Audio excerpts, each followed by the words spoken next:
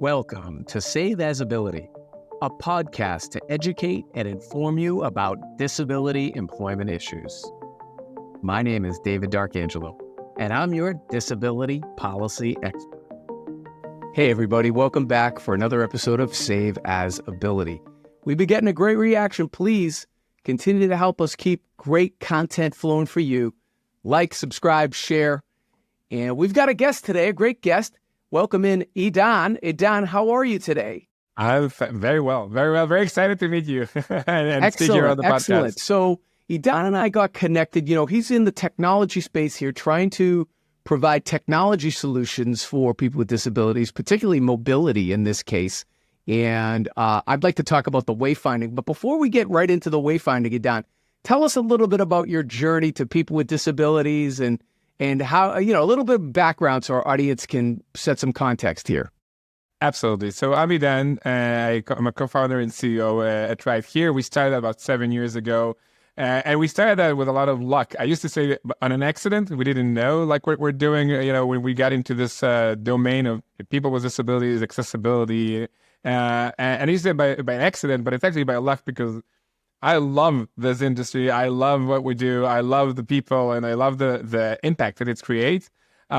Basically, what RightHear does is turning public spaces into more accessible environments, especially for people who are blind or visually impaired, but for anyone else who has orientation challenges, including myself. I have a horrible orientation skills. I'm one of those friends who always get lost wherever you go.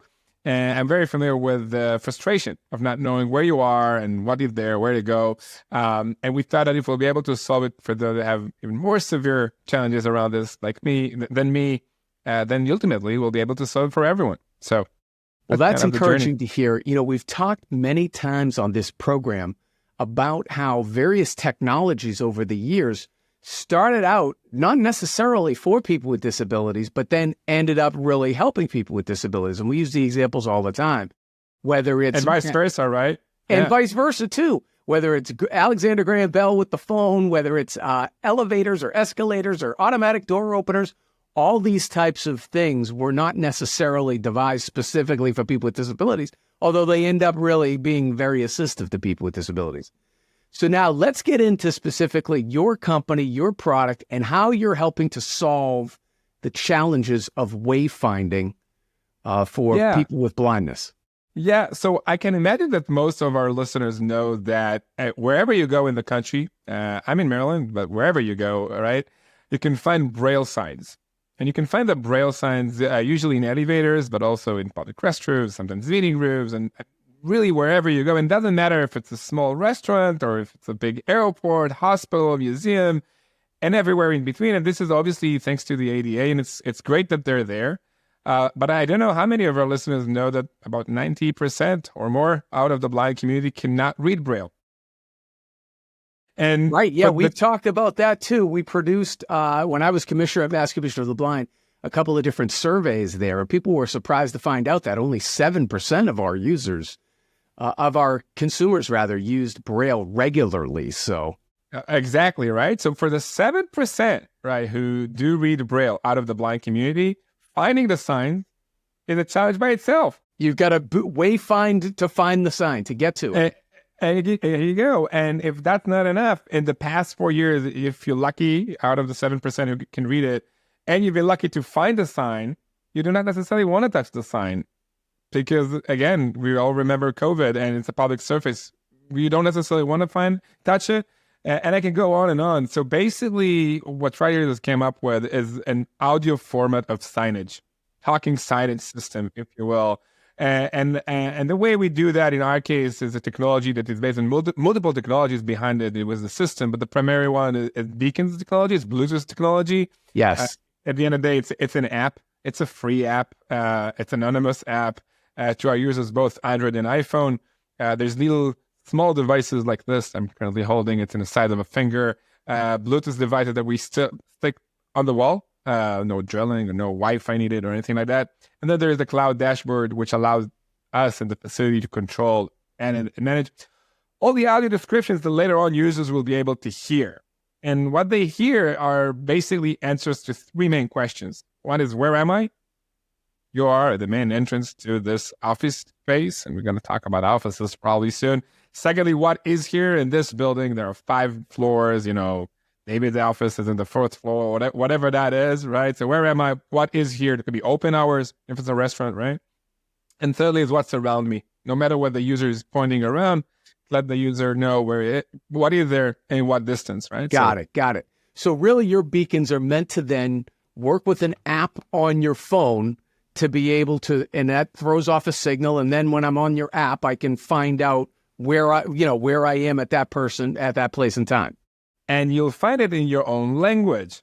Remember we talk about universal design? So right. This is not just for the blind or visually impaired. Even people with different language barriers, which is kind of all of us, will be able to hear where they are, what is there in their own language, in their own pace. Some of us might need to hear it slower than others or faster than others.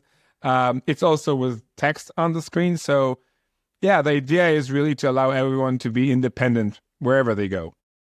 Great. So tell us a little bit about your journey. You mentioned it right at the top, how you started solving other solutions and now you ended up here in an accessibility space. Tell us a little bit about that journey.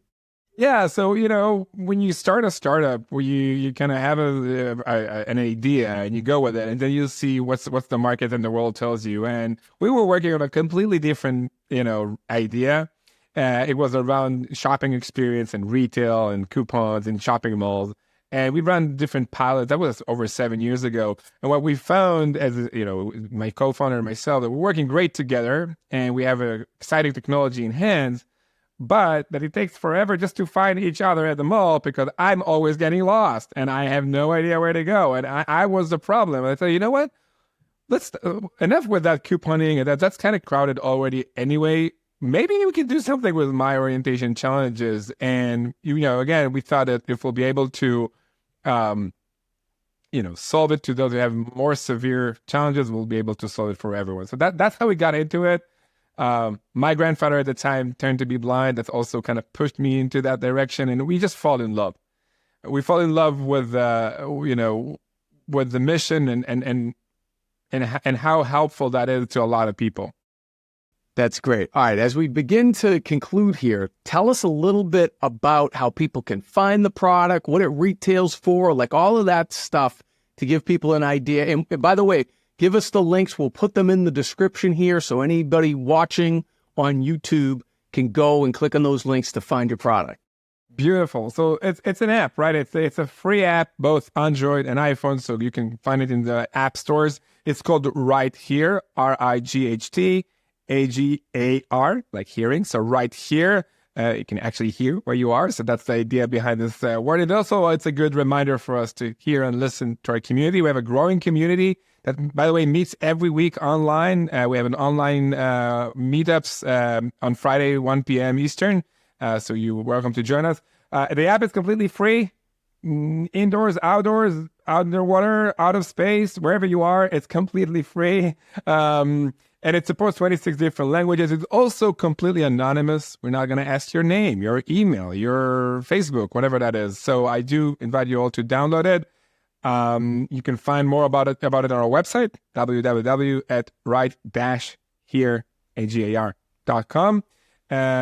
And I'm always trying, talking about accessibility. I'm trying to be as accessible as I can. So my email is Idan, I-D-A-N, at right, R-I-G-H-T, -hear, AGAR.com. All right. Well, that's great. So what do you have for usage right now? How many users on any given day or week or however you measure it? We have thousands of users. We measure it by the monthly active users, and we have thousands of them every month and almost every week, I would say, but every month for sure, over a few thousands. The app gives a whole outdoor experience with GPS. So when you download the app, you can start using it wherever you are. You don't need to wait for locations in your area to be accessible with us. Although they are coming, and they're coming pretty quickly. More and more are joining us on a weekly basis now. Our U.S. office is here in Maryland, and we started that just 2 years ago. I can tell you, David, every week we're joining at least 1 or 2 new locations in the country. That's great. And that speeds up because again, the need is there. The regulations is there, like the requirement of effective communication. Yeah, sure. The DOJ, we were just talking about that actually in another episode. So I hope, David, that maybe in 2, 3, 4, whatever years, you'll invite me again, and we'll talk about. We'll have even more users by then. We'll have more users, more locations. That should become obvious. Yes. Like we should really raise the bar of expecting audio format signage wherever we go. I love that, Idan. That's what we're doing here at Save Visibility. We're raising the bar on accessibility, and I appreciate you and your team and the work that you're doing to really improve access to opportunity, and these wayfinding things are so necessary and so important. So thank you for what you do. My very pleasure, and thank you for the stage today. All right, great. Well, everybody, that's another episode of Save Visibility. Again, please like, share, subscribe, comment, so we can keep great content coming for you. I'm fired up as usual. It's David D'Arcangelo, another episode of Save Visibility. I hope you have a great day. For more information about disability employment issues, please visit our website, disabilityemploymentsolutions.com. The Save As Ability podcast is available on Apple Podcast, Spotify, our YouTube channel at Disability Policy Expert, or wherever you stream your podcasts. Subscribe, stream, rate, and review our shows. Your ratings and reviews help our show reach new audiences. Produced by Pod Pro Entertainment. Save As Ability lives within a network of podcasts located at podproentertainment.com. #TheNewRadio. Again, my name is David D'Arcangelo, and I'm your disability policy expert. Until next time. Thank you. I hope you have a great day.